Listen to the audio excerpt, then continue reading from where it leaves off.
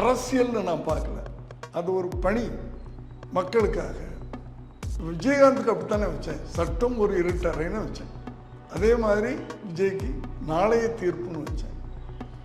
அந்த தீர்ப்பு இன்னைக்கு எழுதப்பட்டதா. சினிமா ஆற்றுல நீந்துற மாதிரி, அது கடலில் நீந்துற மாதிரி.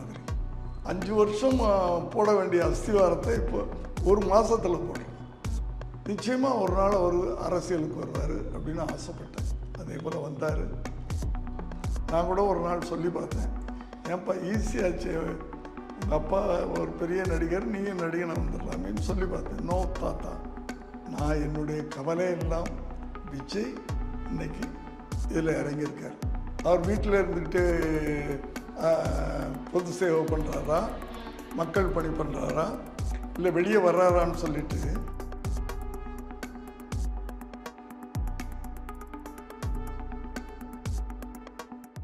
இந்து தமிழ் திசை நேயர்களுக்கு வணக்கம்.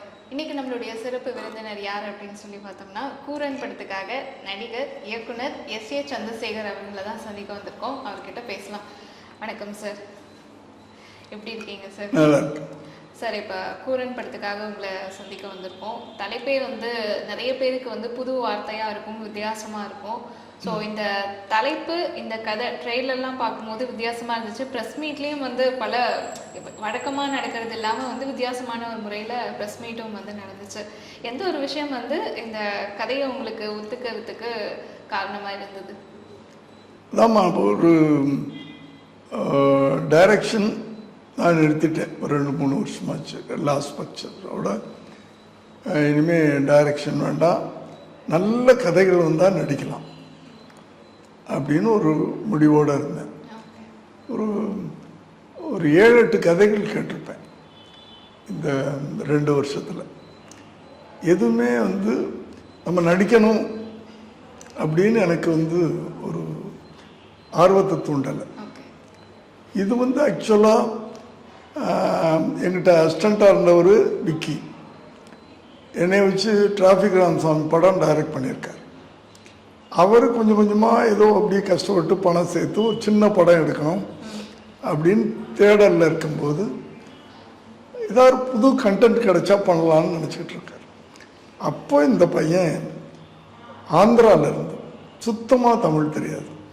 இந்த 1 வருஷத்துக்கு முன்னாடி கதையை சொல்கிறேன். இப்போ ஓரளவு தெரியும். என்ன வாங்க போங்க கூட தெரியாது, தமிழில் தெரியாது. அவர் போய் விக்கிக்கு கொஞ்சம் இங்கிலீஷ், ஸோ இங்கிலீஷ்லேயே அவர்கிட்ட கதை சொல்லி அவர் இம்ப்ரெஸ் ஆகி அதில் ஒரு கேரக்டர் இருக்குது, அந்த கேரக்டர் நான் பண்ணணும் அப்படின்னு விக்கிட்ட கேட்டு விக்கி என்கிட்ட கூட்டிகிட்டு வந்தார். என்ன கண்டென்ட், என்ன விஷயம், நான் யாராக இருந்தாலும் முழுசாக கதை கேட்பேன். முதல்ல அந்த கண்டென்ட் என்னன்னு கேட்பேன். ஏதாவது அந்த கண்டென்ட் வித்தியாசமாக இருந்தால் பண்ணலாம், இல்லைன்னா நமக்கு இந்த ஏஜில் ஏதாவது என்ன இம்ப்ரெஸ் பண்ணணும் அப்படின்னு நான் இருந்தப்போ என்ன கண்டென்ட் அப்படின்னு கேட்டேன். ஒரே லைனில் சொன்னார், ஒரு நாய் ஒரு மனிதன் மேலே கேஸ் போட்டு கோர்ட்டுக்கு போகுது. எனக்கு ஆக்சுவலாக அன்றைக்கி ரொம்ப பிஸியாக இருந்தேன். சாயந்தரம் 6 மணிக்கெலாம் வீட்டுக்கு போயிடுவேன். 5:30 மணிக்கு தான் நான் கேட்குறேன், ஒரு நாய் மனுஷன் மேலே கேஸ் போட்டு கோர்ட்டுக்கு போகுது. உடனே முழு கதையை சொல்லுப்பா, எவ்வளோ நேரம் ஆனாலும் பரவாயில்ல, முழு கதையை டீட்டெயிலாக சொல்லு. புதுசாக இருந்துச்சுல்ல உங்களுக்கு? புதுசாக இருந்துச்சுல்ல? எனக்கு புதுசாக இருக்குது. இன்னைக்கு ட்ரெய்லர் பார்க்குற அத்தனை பேரும் அதில் ஒரு கியூரியாசிட்டி இருக்குது. ஏன்னா அந்த ஒரு லைனில் எவ்வளவு நமக்குள்ள கேள்விகள் வருதுன்னா, ஒரு மனுஷன் மேலே கேஸ் போட்டு கோர்ட்டுக்கு போகுதுன்னா கோர்ட்டில் அந்த கேஸ் எப்படி மூவ் ஆகும்? நாய் பேசினா தானே மூவ் ஆகும். நாய் பேசுமா? நிறைய கேள்விகள் அந்த இல்லையா? வரியிலேயே இருக்கு. தனக்கு என்ன இப்போ ஒரு மனுஷனா இருந்தால் சார் அவன் என்னை அடிச்சுட்டான், என்னை துரத்துனான், என் தங்கச்சியை இது பண்ணிட்டான் அப்படின்னு வாயை திறந்து நம்ம ஏற்பட்ட பிரச்சனைகளை சொல்ல முடியும். நாயால் சொல்ல முடியுமா? எப்படி இந்த கேஸ் மூவ் ஆகும்? அந்த கேஸுக்கு ஒரு லாயர் கேரக்டர் நான் பண்ணுறேன்.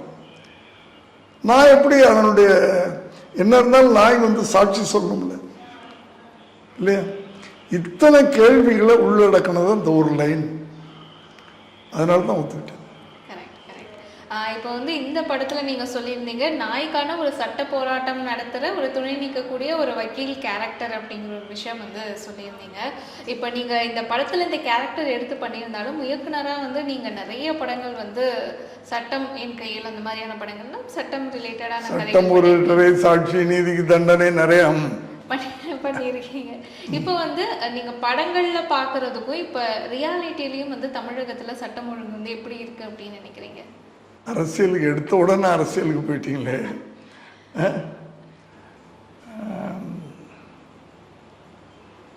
நீங்க ஒரு ஜேர்னலிஸ்ட், டெய்லி நியூஸ் பார்க்குறீங்க இல்லையா? இந்த நியூஸில் பெரும்பாலும் வந்து வயலன்ஸ், அதுவும்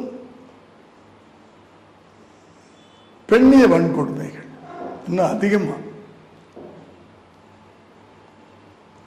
பிள்ளைங்கள்லாம் சேர்ந்து அப்பாவை மர்டர் பண்ணுறாங்க. பிள்ளைங்கள்லாம் சேர்ந்து அப்பாவை மர்டர் பண்ணுறாங்க. அப்பா பிள்ளைய மர்டர் பண்ணுறாரு. கணவன் மனைவியை மர்டர் பண்ணுறான். ஒரு வாத்தியார் படிக்கிற பொண்ணை இப்படி டெய்லி நியூஸ் வந்து வயலன்ஸ் அதிகமாகி, ரவுடிசம் அதிகமாகி, ஜனங்கள்லாம் வெளியே போகிறதுக்கே பயப்படுறாங்க. அந்த அளவுக்கு ஒரு லேட்டஸ்டாக ஒரு நியூஸ் பார்த்தேன். பஸ்ஸு நின்றுக்கிட்டு இருக்க பஸ்ஸில் ஒரு பொண்ணு ஏறப்போகுது, யாருமே இல்லை அந்த பஸ்ஸில் தயங்கி நிற்குது. ஒரு பையன் இல்லைம்மா உள்ளே ஆள் இருக்காங்க ஏறுமா அப்படின்னு சொல்லி அந்த பொண்ணை ஏறின உடனே போய் அந்த பொண்ணை டார்ச்சர் பண்ணி இப்படிலாம் கேள்விப்படுறோம், நம்ம படிக்கிறோம். அப்படி இருக்குது இன்னைக்கு. ஜனங்கள் வெளியே போகிறதுக்கு பயப்படுறாங்க. ஒரு என்ன சொல்கிறது, ஒரு தோடுக்காக காதை அறுத்துறாங்க, ஒரு சின்ன செயினுக்காக கழுத்தாக இருக்கிறாங்க. அப்படி இருக்குது இன்னைக்கு. இப்போ இவ்வளவு மனிதர்களுக்கே இவ்வளவு ஒரு கொடுமைகளும் நீங்க சொல்ற மாதிரி டே டு டே லைஃப்ல அவ்வளவு செய்திகள் வந்து பார்க்குறோம் அந்த வைலன்ஸ் ரிலேட்டடா. அப்படி இருக்கும்போது மனிதர்களுக்கே இவ்வளோ பிரச்சனைகள் அப்படிங்கும்போது விலங்குக்கு ஒரு பிரச்சனை அப்படிங்கிறது தான் இந்த கதையோட படத்தோட கான்செப்ட். ஸோ அந்த மாதிரி இருக்கும்போது என்ன விஷயங்கள்லாம் உங்களுக்கு சேலஞ்சிங்காக இருந்துச்சு சார்? சேலஞ்சிங்காக இருந்தது எனக்கு என்னுடைய ஆக்டிங். இந்த டைரக்டர் வந்து புதுசு, அவர் ஏதோ புது கண்டென்ட்டோடு வந்துட்டார்.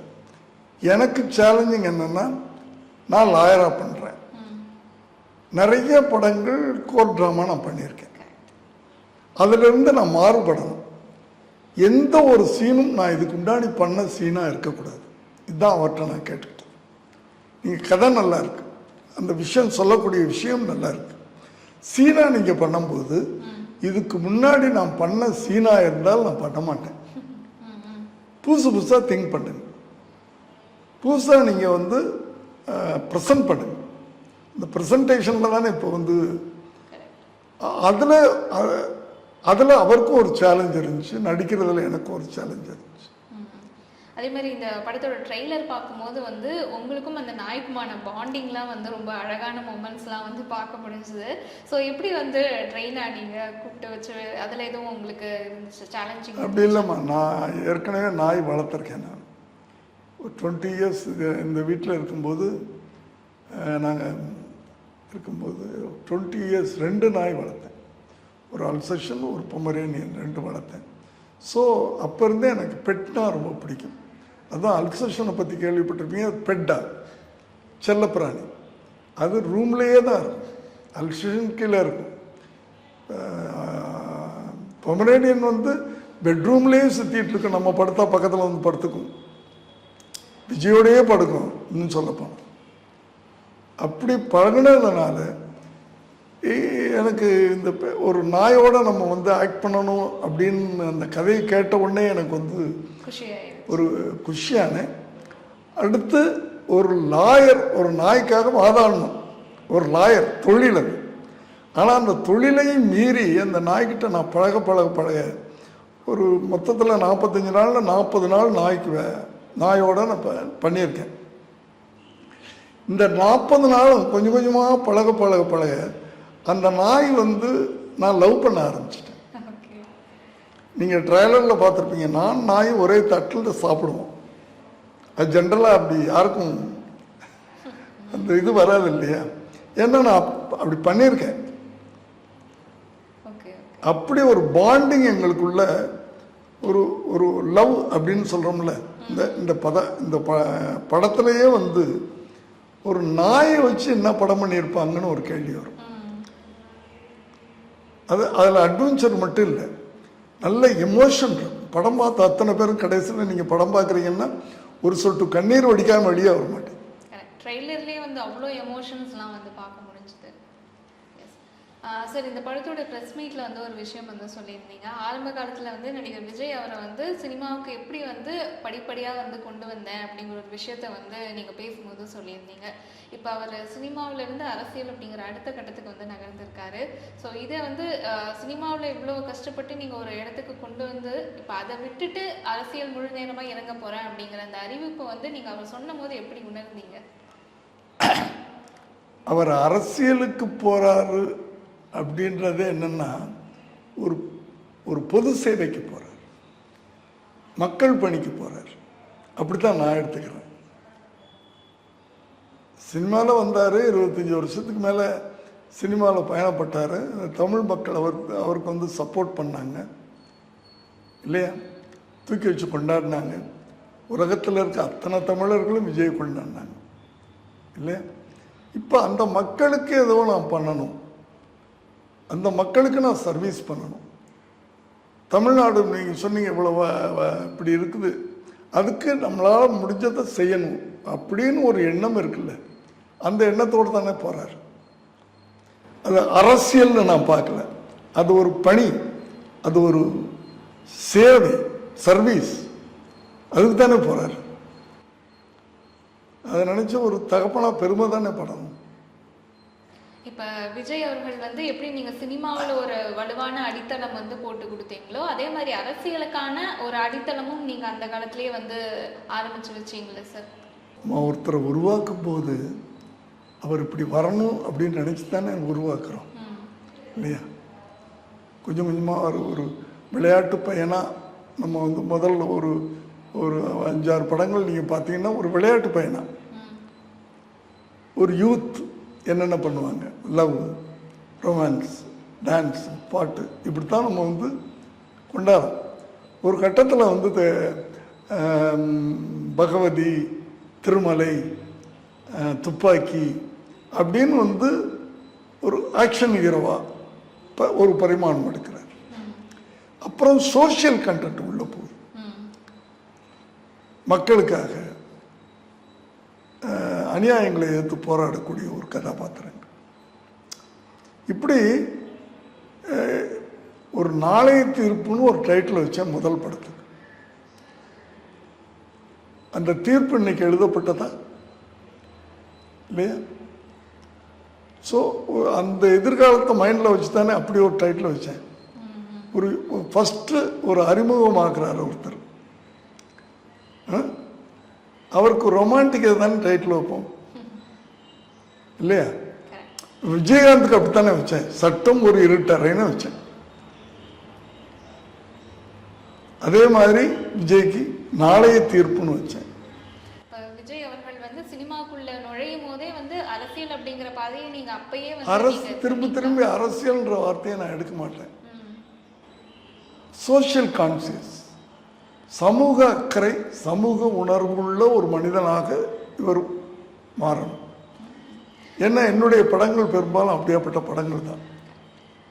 சரி, இப்போ இந்த படம் வந்து முழுக்க முழுக்க லொக்கேஷன் அப்படிங்கிறது இப்போ நீங்கள் சொல்லியிருந்தீங்க என்ன மாதிரியான சேலஞ்சிங்கான விஷயங்கள் இருந்துச்சு அப்படின்னு சொல்லிட்டு, லொக்கேஷனும் வந்து உங்களுக்கு சேலஞ்சிங்காக இருந்துச்சா இல்லை எப்படி இருந்தது? அதாம்மா, அதில் டைரக்டர் வந்து ரொம்ப குறியாக இருந்தார். ஒரு புது கண்டென்ட் சொல்கிறேன் சார். பெரிய நம்ம சூப்பர் ஸ்டாரை வச்சு படம் பண்ணல, ஒரு நாயை வச்சு படம் பண்ணுறோம். ஸோ விஷுவல் ட்ரீட் கொடுத்தா இன்னும் நல்லாயிருக்கும். சும்மா சென்னையிலே எடுத்துட்டோம்னா அந்த இது கிடைக்காது. கொடைக்கானல் ஃபுல் ஷூட்டிங் வச்சுக்கலாம், முழு படமும் கொடைக்கானல் எடுப்போம் அப்படின்னு ஆரம்பித்தார். அது எனக்கு தெரியாதுப்பா, ப்ரொடியூசர் ஆச்சு, நீ ஆச்சு. அதில் பிடிவாதமாக இருந்தார் டைரக்டர்.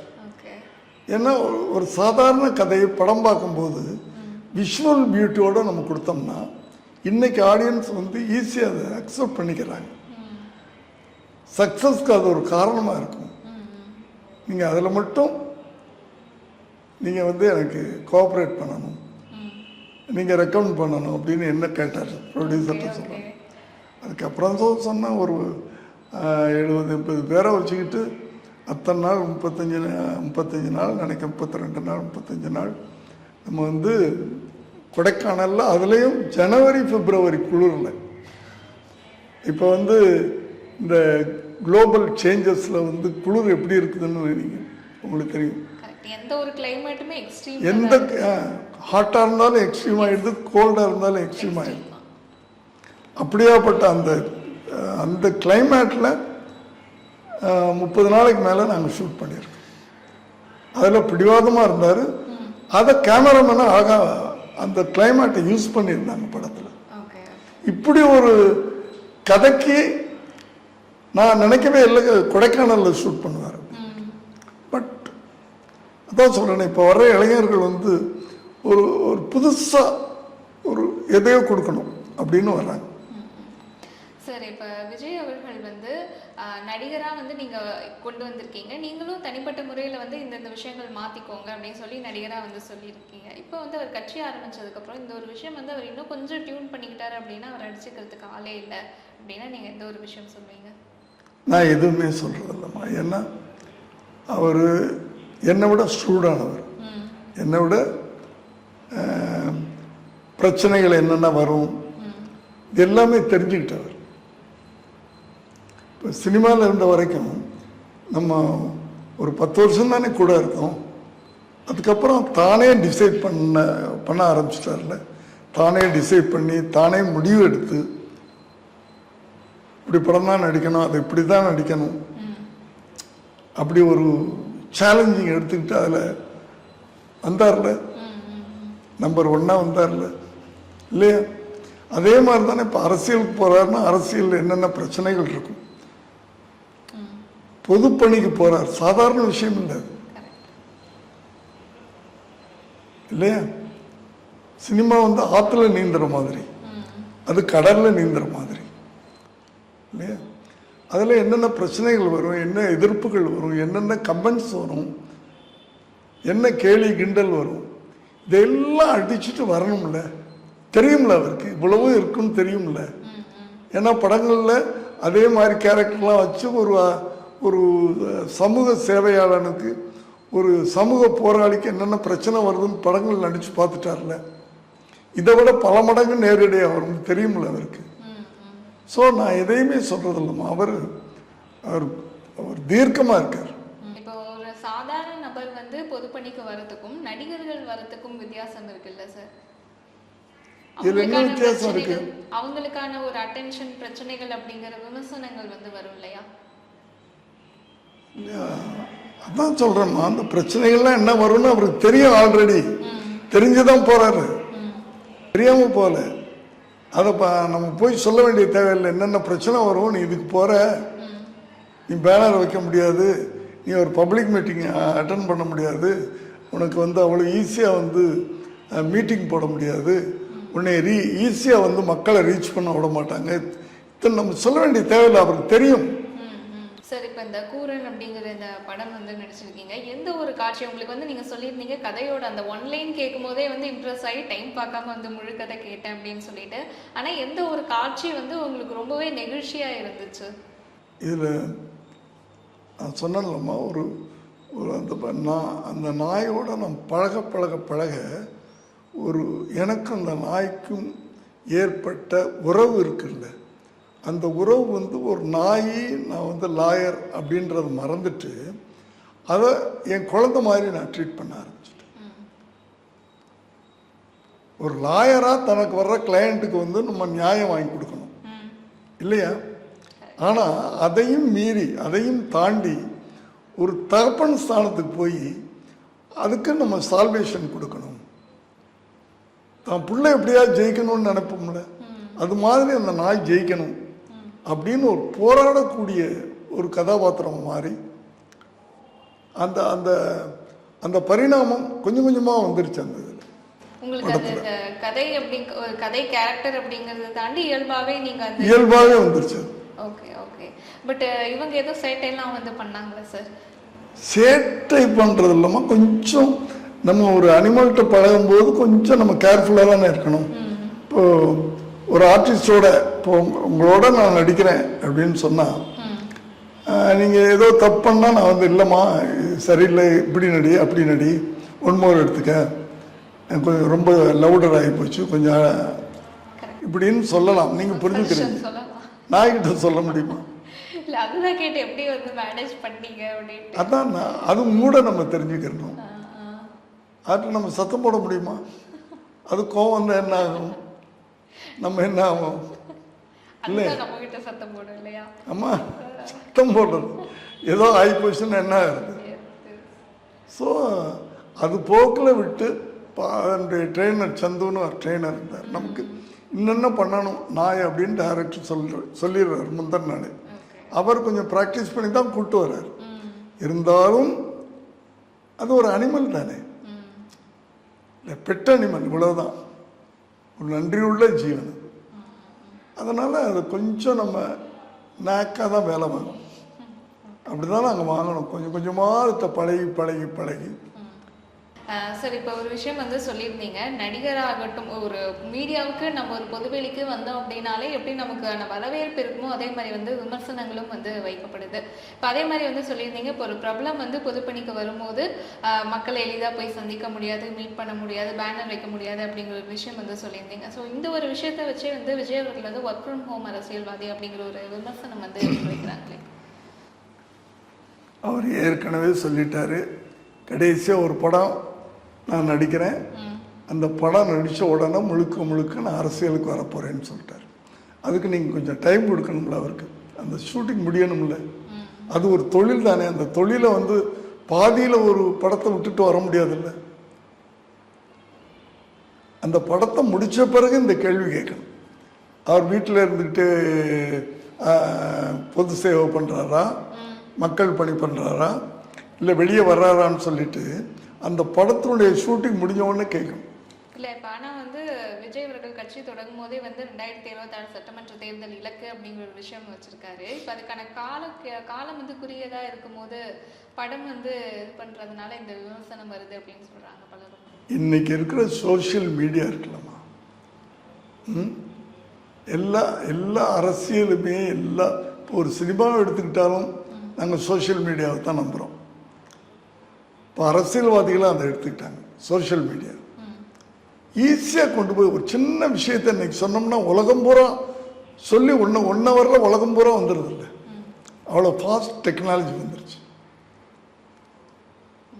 அது 20 வருஷத்துக்கு முன்னாடி இருந்த நிலைமை இல்லை. இப்போ ஒரு கருத்தை சொல்கிறோம், மேடை போட்டு ஒரு 100 மேடைகள் ஏறி சொல்ல வேண்டிய ஒரு விஷயத்தை வீட்டில் உட்காந்துக்கிட்டு உங்கள்கிட்ட சொன்னால் போயிடுதில்லை இப்போ.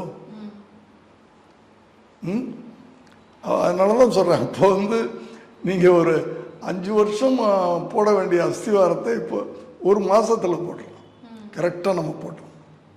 இப்போ எப்படி விஜய் மாதிரியே வந்து விஜயகாந்த் அவர்களும் வந்து உங்களுக்கு நெருக்கம் அப்படின்னு வந்து சொல்லலாம். அவர் இல்லாத அந்த வெற்றிடம் இந்த சமயத்தில் வந்து நீங்கள் ரொம்ப வருத்தப்படுறீங்களா சார், இல்லை என்ன ஒரு உணர்வு உங்களுக்கு இருக்கு?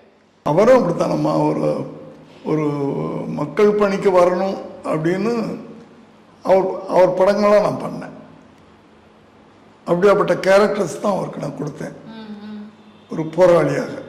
சமூக போராளியாகத்தான் அவரை வந்து படங்களில் நான் மக்களுக்கு காட்டிக்கிட்டே இருந்தேன். ஒரு சர்வீஸ் ஓரியன்ட், ஒரு சர்வீஸ் மைண்டட் பர்சனாக தான் அவரை படங்களில் காட்டிக்கிட்டு இருந்தேன். அதனால தான் அவருக்கும் அப்படி தான் முதல் படத்துலேருந்து அவருக்கும் ஆல்ரெடி உண்டு மைண்டில் சர்வீஸ் பண்ணணும் அப்படின்ட்டு. நிச்சயமாக ஒரு நாள் அவர் அரசியலுக்கு வருவார் அப்படின்னு ஆசைப்பட்டேன். அதே போல் வந்தார். இயற்கை என்ன நினச்சதுன்னு தெரியல, கூட்டிகிட்டு போயிடுச்சு. அது ரொம்ப, ஏன்னா நானும் அவரும் பழகினது சாதாரண விஷயம் இல்லை. ஒரு டைரக்டர் நடிகனுமா நாங்கள் வாழலை.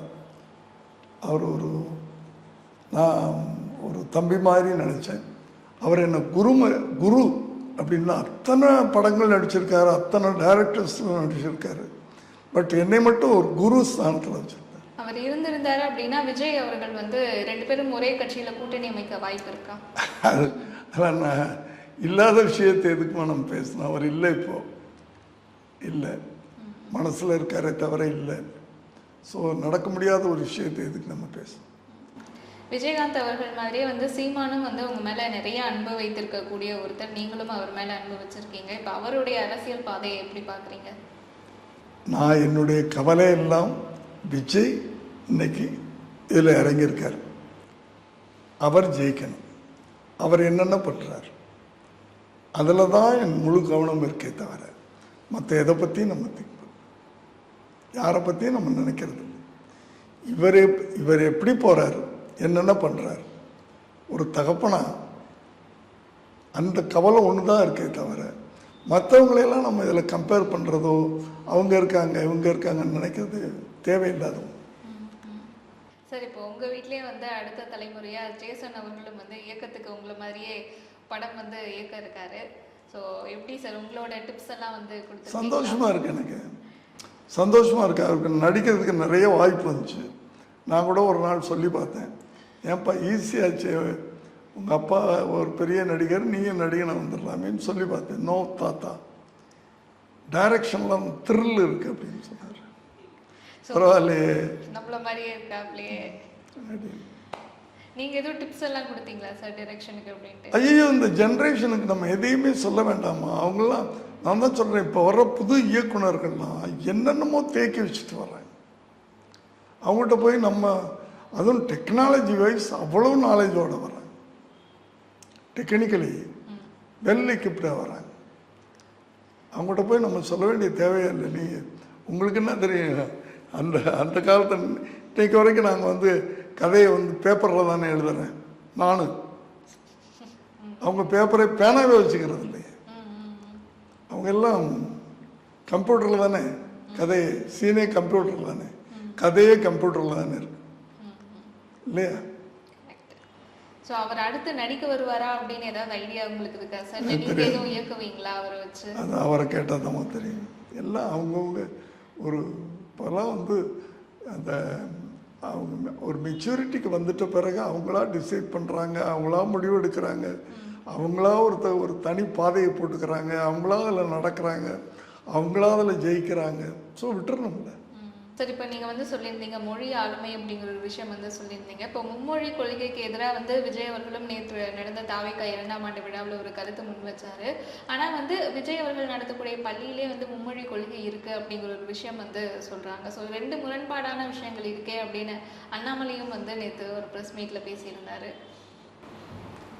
எனக்கு தெரியாதுமா அது. எனக்கு தெரிஞ்சு தமிழ், ஆங்கிலம் அடுத்தது எப்போவோ இருக்குது. நமக்கு விருப்பமான பாடங்களை ஃப்ரெஞ்சாக இருக்கலாம், இல்லை இந்தியா இருக்கலாம், இல்லை ஜப்பனீஸாக இருக்கலாம். நம்ம விருப்பப்பட்ட மொழிகளை எவ்வளோ மொழிகள் வேணாலும் கற்றுக்கலான்னு எப்போவும் இருக்கேம்மா ஸ்கூல்களில். ஆனால் 2 மொழி தான் கட்டாய பாடமாக இருக்கும், தமிழும் ஆங்கிலம். அப்படித்தானே? எனக்கு தெரியல, நாங்கள் படிக்கிற காலத்துலேருந்து இருக்குது. மற்ற மொழிகள், எத்தனை மொழிகள் வேணாலும் நீங்கள் கற்றுக்கலாமே வாழ்க்கையில். நீங்கள் அது தப்பில்லை. அதை வந்து உங்கள் மூளையில் திணிக்கக்கூடாது. 3வது மொழியை நீ கற்றுக்கிட்டு தான் ஆகணும் அப்படின்னு சொல்லிட்டு உங்களுக்கு நான் கட்டாயப்படுத்த முடியாது. ஏன்னா உங்களுக்கு நீங்கள் இப்போ படித்து முடித்த உடனே ஃப்ரான்ஸில் வேலை கிடைக்கலாம், அப்போ ஃப்ரெஞ்சு கற்றுக்கணும்னு தோணும். இப்போ தான் வேர்ல்டு வைடு போகிறீங்களே, இளைஞர்கள் இங்கே படிச்சுட்டு இங்கே மட்டும் வேலை செய்கிறாங்க, வெளிநாடுகளுக்கு தானே போகிறாங்க. ஸோ அந்தந்த மொழிகளை கற்றுக்கிறதுல நம்ம விருப்பப்பட்டு கற்றுக்கிறதுல தப்பு இல்லை. இப்போ விஜய் அவர்கள் வந்து தங்களுடைய கட்சி கொள்கையை ஏற்றுக்கொள்றது பெரியாரையும் வந்து முன் வச்சிருக்காரு கொள்கை தலைவரா. இப்போ அவரை பற்றி விஜய்க்கு எந்த ஒரு இடத்துல இருந்து அந்த இன்ஸ்பிரேஷன் அப்படிங்கிற ஒரு விஷயம் வந்து ஆரம்பிச்சதா நினைக்கிறீங்க? அவர்கிட்ட கேட்க வேண்டிய கேள்வி என்கிட்ட கேட்டால் நான் என்ன? இல்லை உங்களுடைய தாக்கமும் கண்டிப்பாக இருக்கும் இல்லையா? பெரியார்கிட்ட வந்து அந்த புரட்சிகரமான நல்ல நல்ல விஷயங்கள் நிறையா முழுசாக அவர் ஏற்றுக்கலையே. ஒவ்வொருத்தையும் ஒரு 4-5 பேரை வச்சுருக்காங்க, அந்த 4-5 பேர்கிட்ட இருந்து நல்ல விஷயங்களே ஃபாலோ பண்ணுறாங்க, அவ்வளோதான். இன்றைய தலைமுறைக்கு பெரியார் பற்றின பார்வை எப்படி இருக்கிறதா நினைக்கிறீங்க? எனக்கு தெரியாதுமா. எனக்கு பெரியார நினைக்கிறேன் ஒரு பெரிய புரட்சியாளராக நான் நினைக்கிறேன். நான் அப்படித்தான் அவரை ஃபாலோ பண்ணேன். நான் இன்னைக்கு இருக்கிற பல இளைஞர்களுக்கு பகுத்தறிவு தந்தையாக இருந்திருக்காருல்ல அவர், இல்லையா பெரியார்?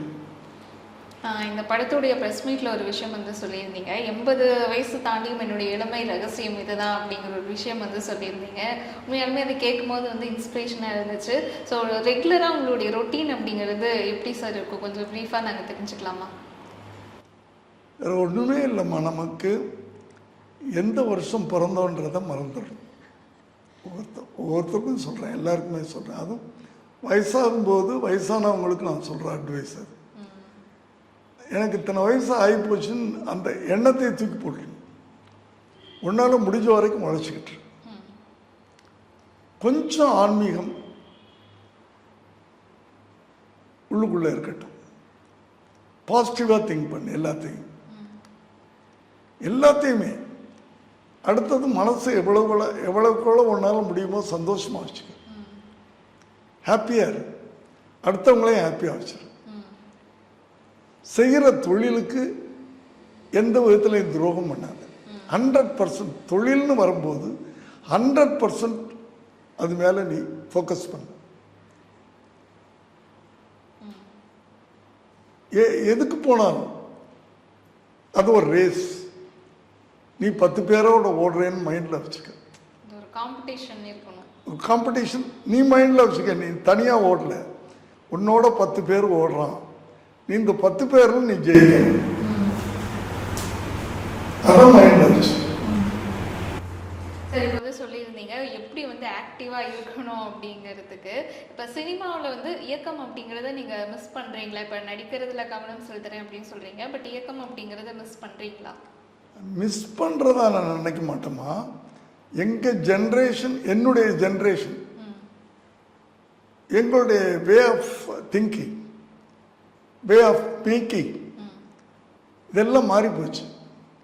இப்போ நான் அதெல்லாம் கற்றுக்கிட்டு இனிமேல் நான் கம்ப்யூட்டரில் உட்காந்து கம்ப்யூட்டர் எப்படி ஆப்ரேட் பண்ணுறதுன்னு முதல்ல கற்றுக்கிறணும். இதெல்லாம் வந்து நாங்கள் அவுடேட்டட்னு சொல்கிறேன். நாங்கன்னா தப்பாயிடும். நான் அதிலெல்லாம் அவுடேட்டட். ஸோ நாங்கள் வாழ்ந்துட்டோம் ஒரு 15-20 வருஷம். நான் அத்தனை ஒரு தமிழை இத்தனை லாங்குவேஜில் போய் பண்ணதே பெரிய விஷயம் தானே. சும்மா பண்ணதில்லை, அத்தனை லாங்குவேஜ்லேயும் பெரிய பெரிய எட்டு கொடுத்துருக்கேன். ஒரு தமிழன் இவ்வளவு ஒரு நல்ல வாழ்க்கை சினிமாவில் வாழ்ந்துட்டேன். ஃபேமிலின்னு எடுத்துக்கிட்டிங்கன்னா என்ன வேணும் ஒரு மனுஷனுக்கு?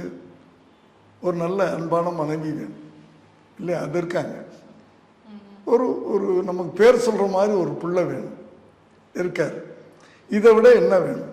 தொழிலில் ஜெயிச்சாச்சு, வாழ்க்கையிலையும் சொந்த வாழ்க்கையிலையும் ஜெயிச்சாச்சு. இதை விட என்ன வேணும்? இன்னும் போய் நான் டைரக்ட் பண்ணணும் இப்போ நடிக்கணுன்ற வாய்ப்பு தானே வந்துச்சு. சீரியலில் நடிக்க வாய்ப்பு வந்துச்சு, அதையும் எக்ஸ்பீரியன்ஸ் பண்ணி பார்த்தேன். நம்மளா தேடி போகலை. அதுதான் சொன்னேன், நீ ஒரு தொழிலை நேசிக்கும் போது அந்த தொழில் நம்மளை விடாது. ஒரு காந்த சக்தி மாதிரி சினிமா. சினிமான்றது ஒரு காந்தம் மாதிரி, நம்ம எறும்பு நம்மளை அப்படியே பிடிச்சி இழுத்துக்கிட்டே இருக்கும். நேசிக்கணும், எதுவாக இருந்தாலும் நம்ம நேசிக்க ஒரு காதலியை நேசிச்சா காதலி நம்மளை விட மாட்டாள்ல, அதுதானே உண்மையான நேசிப்பாக இருக்கணும். இந்த காலத்து நேசிப்பாக இருக்கக்கூடாது. லவ் உண்மையான லவ்வாக இருக்கணும், சின்சியரான லவ்வாக இருக்கணும். அவ்வளோதாம்மா, நிறையா இது. ஸோ அந்த காதலும் அந்த வேலை மீதான திருப்தியும் வந்து உங்களோட பதிலையே வந்து தெரியுதுங்க சார். நீங்கள் ஒரு விஷயம் வந்து சொல்லியிருந்தீங்க, பேர் சொல்லக்கூடிய பிள்ளை அப்படின்னு சொல்லிட்டு. இப்போ விஜய் அவர்கள் வந்து ஆரம்ப காலத்தில் அறிமுகமாகும் போது எஸ்ஏசி அவர்களோட பையன் அப்படிங்கிற ஒரு விஷயம் இருந்துச்சு. ஆனால் அதுக்கப்புறம் அவருடைய க்ரோத் வந்ததுக்கப்புறம் விஜயோடைய அப்பா எஸ்ஏசி அப்படிங்கிற ஒரு டேர்ம் வந்து மாறுச்சு. அந்த தருணம் வந்து நீங்கள் எப்படி உணர்ந்தீங்க? அது எல்லா தகப்பனும் தாய்க்கும் கிடைக்காது இல்லைம்மா. எல்லாரும் கிடைக்கிறது இல்லை, எங்களுக்கு கிடைச்சிருக்கு. அது சந்தோஷமாக ஆனந்தமாக கொண்டாடிக்கிட்டு இருக்கோம் வாழ்க்கையை. இதை விட என்ன வேணும் நமக்கு? ஏன்னா ஒரு சிலர் வந்து தொழிலில் பெரிய பெரிய பெரிய மல்டி மில்லியனராக இருக்கலாம், ஆனால் வாழ்க்கையில் அவன் தோற்று போயிருப்பான், சொந்த வாழ்க்கையில் தோற்று போயிருப்பான். ஒரு சிலர் வந்து சொந்த வாழ்க்கையில் ஜெயிச்சிருப்பாங்க, தொழிலில் தோற்று போயிருப்பாங்க. இப்போ எனக்கு ரெண்டும் கிடைச்சிருக்கு. கடவுளை நன்றி சொல்லணும்ல. இப்போ விஜய் அவர்கள் வந்து சினிமாவை விட்டு விலகிறது அப்படிங்கிறது சினிமாவுக்குமே ஒரு இழப்பு, ரசிகர்களுமே வந்து அதை நிரப்ப முடியாத ஒரு வெற்றிடமாக வந்து பார்க்குறாங்க. நீங்கள் வந்து நினச்சிங்களா, இப்போ முழு நேரமாக சில பேர் என்ன சொல்கிறாங்கன்னா சினிமாவிலேயும் அப்பப்போ படங்கள் நடிங்க அப்படிங்கிற ஒரு விஷயமும் சொல்கிறாங்க. நீங்கள் இவரோட முடிவை எப்படி பார்க்குறீங்க? அப்படி இல்லை, நீங்கள் ஒரு கோல் ரீச் பண்ணணும். கடலில் பயணம் பண்ணுறீங்க, ஏதோ ஒரு ஊருக்கு போய் ஆகணும். ஒரு போட்டில் போனால் அந்த ஊருக்கு போயிடலாம். 2 போட்டில் ஏறி, இந்த போட்டில் ஒரு காலம் இந்த போட்டில் ஒரு காலம் வச்சு போகணும்னு நினச்சா என்ன ஆகும்? கடினமான ஒரு பயணம் செய்ய முடியாது. திடீர்னு போனால் ஒரு போட்டு காமிச்சுன்னா நம்ம கடலில் தான் விழுகணும். ஒரு போட்டில் போகணும், இந்த ஊருக்கு போகணும். ஸோ அந்த ஊருக்கு போகணும்னு முடிவு எடுத்துட்டார். அது ஒரு போட்டில் போனால் தானே போய் சேர முடியும்.